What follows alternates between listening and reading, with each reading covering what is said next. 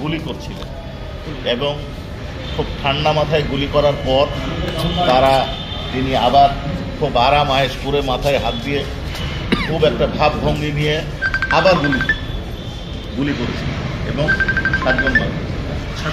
7জনকে হত্যা করেছেন এবং তার যে গেস্টার পোস্টার ছিল তাদের দেখা যাচ্ছে মনে হচ্ছে তিনি এটাকে পার্সোনালি নিয়েছেন।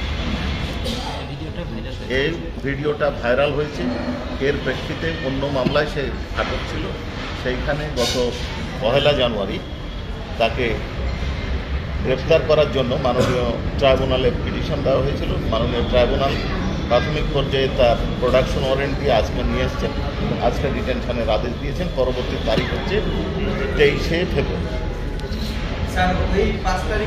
আজকে কি হবে? জি, এটার বিষয়ে আমাদের বক্তব্য হচ্ছে, আমার পাশে সংশ্লিষ্ট প্রসিকিউটর সাহেব আছেন, উনিও বলবেন।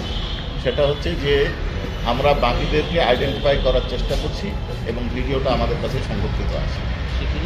শিগগিরই আমরা আইডেন্টিফাই করার পরে আইও রিপোর্টের প্রেক্ষিতে আইও এই কাজটা চালাচ্ছেন, চেষ্টা করছেন। গ্রেপ্তারের পিটিশন আমাদেরকে দিলে আমরা তখন এটা প্রোডাকশন ওয়ারেন্টটা কবে ইস্যু হয়েছিল? 1 জানুয়ারি।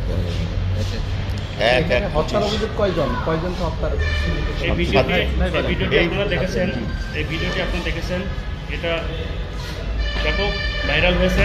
প্রাথমিকভাবে সুজন হোসেনকে শাহবাগ থানার মামলায় গ্রেপ্তার করা হয়েছিল। পরবর্তীতে আমরা 1/2025 তারিখে প্রোডাকশন ওয়ারেন্ট ইস্যু করার জন্য অ্যাপ্লিকেশন দিয়েছিলাম। মাননীয় ট্রাইব্যুনাল সেটা মঞ্জুর করেছিলেন এবং সে মতে আজকে কনস্টেবল সুজন হাজির হয়েছে এবং ট্রাইব্যুনাল তাকে কারাগারে পাঠানোর নির্দেশ দিয়েছেন।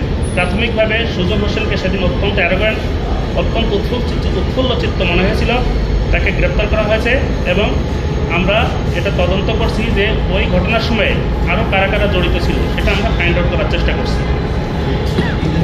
ভাই, যাত্রাবাড়ি, আশুলিয়া, উত্তরা, চানখারপুর এসব এলাকায় ব্যাপকভাবে গুলি এবং হত্যাযজ্ঞ হয়েছে। তো আপনারা যেটা বলছেন যে তাকে সরাসরি গুলি করতে দেখা গেছে এবং দেখা গেছে, তাহলে কি আপনারা এইসব এলাকায় যারা জড়িত এদেরকে আইডেন্টিফাই করে অবশ্যই আমাদের যেটা সিদ্ধান্ত বা জনতার দাবি, যেটাই বলেন আপনারা কেন, যেটাই বলেন না কেন, সেটা হচ্ছে যারা মানবতা বিরোধী অপরাধের সাথে সংশ্লিষ্ট তাদের সকলকে আইডেন্টিফাই করা হবে এবং তাদেরকে বিচার করা হবে। সেটা সারা বাংলাদেশের, সেটা চট্টগ্রামে হতে পারে, আজকে হতে পারে, নরসিংদীতে হতে পারে, খুলনায় হতে পারে, রংপুরের তো আপনারা জানেন আবু সাইদের বিষয়টা আছে, আরও বিভিন্ন সারা দেশের 56,000 বর্গ মাইলের যেখানে মানবতা